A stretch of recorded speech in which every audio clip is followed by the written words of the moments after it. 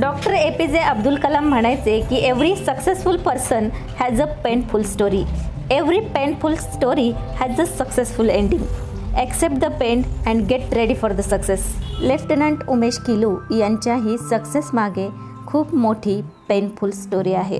धारावी हे मुंबईच्या मध्यभागी असलेले दाट लोकवस्तीचे आणि आशिया खंडातील सर्वात मोठा झोपडपट्टी असलेला भाग आहे. धारावीतील गरिबी आणि बेरोजगारी ही पूर्वापार चालत आलेली आहे. धारावीतील तरुणांमध्ये बेरोजगारी ही सर्वात मोठी समस्या आहे आणि बेरोजगार तरुण वर्ग चुकीच्या मार्गाला जाणार नाही याची खात्री देता येत नसते. उमेश किलू सारखा गरीब घरातील मुलगा धारावीसारख्या परिसरात लहानाचा मोठा होऊन धारावीची अशी एक वेगळी ओळख जगापुढे आणून देतो ही खरंच धारावी वासियांसाठी खूप अभिमानाची गोष्ट आहे. अतिशय कष्टाने खडतर परिस्थितीवर मात करत उमेश किलू यांनी भारतीय सैन्य दलात लेफ्टनंट हे पद मिळवलं आहे. एका सामान्य घरात जन्मलेला आणि वाढलेला मुलगा उमेश किलू. त्यांनी आपल्या आयुष्यात अनेक कठोर वास्तवांचा अनुभव घेतला आहे.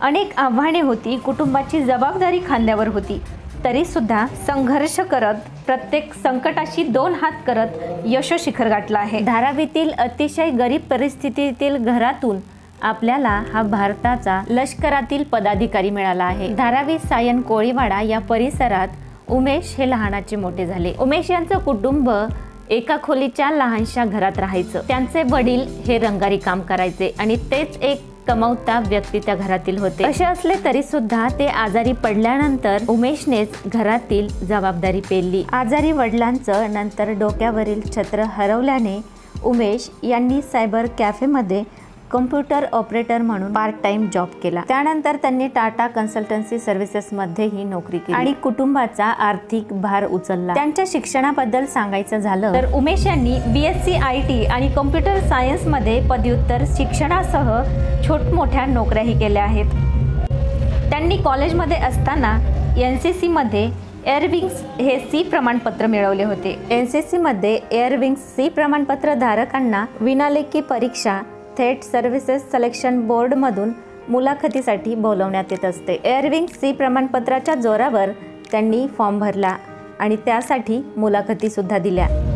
त्यांनी 3 वर्ष TCS मध्ये काम केलं आणि सर्व्हिस सिलेक्शन बोर्ड म्हणजेच SSB मुलाखतीसाठी तयारी करत राहिले. 1-2 वेळा नाही तर तब्बल 12 वेळा ते या मुलाखतीसाठी जाऊन आले. 12 वेळा ते यात अयशस्वी राहिले तरी सुद्धा हताश न होता पुढच्या मुलाखतीसाठी ते तयारी करत राहिले. आपल्यातील क्षमता ओळखून अखंड प्रयत्न करत राहायला पाहिजेत. आपण यशस्वी होत नाहीत तोपर्यंत. उमेश यांनी सुद्धा अगदी असंच केलं. जोपर्यंत यश मिळत नाही तोपर्यंत टिकून राहून प्रयत्न चालू ठेवले आणि जोरदार तयारीनिशी त्यांनी आणखी एक मुलाखत दिली आणि 2022च्या मुलाखतीमधून उमेश यांची निवड झाली. OTA चेन्नईमधून 9 महिन्याचे खडतर प्रशिक्षण घेऊन धारावीचे उमेश किलू हे लेफ्टनंट झाले. धारावीसारख्या भागातील तरुणांमध्ये बेरोजगारी ही खूप मोठी समस्या आहे असं ते सांगतात आणि आता मला ही पद मिळाल्यानंतर त्यांनाही प्रेरणा मिळेल आणि मी त्यांना त्यासाठी मदतही करेल असेही ते सांगतात. अनेकांची आर्थिक परिस्थिती चांगली नसते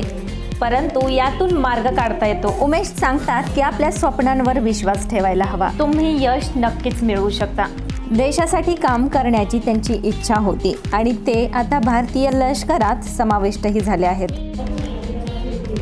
त्यांचा हा खडतर परिस्थितीतील प्रवास पाहून आणि त्यांनी मिळवलेले यश पाहून एवढे कळते की अशक्य असं काहीच नाही. तुम्ही जर कष्ट घेण्याची तयारी ठेवली तर तुमचं स्वप्न नक्कीच पूर्ण होतं हे त्यांनी दाखवून दिलं आहे. उमेश किलू यांना त्यांच्या पुढील वाटचालीसाठी खूप खूप शुभेच्छा. व्हिडिओ कसा वाटला कळवायला विसरू नका. व्हिडिओ आवडला असल्यास लाईक करा, जास्तीत जास्त शेअर करा आणि असेच नवनवीन माहितीपूर्ण व्हिडिओ पाहत राहण्यासाठी आपल्या चॅनलला सबस्क्राईब करा.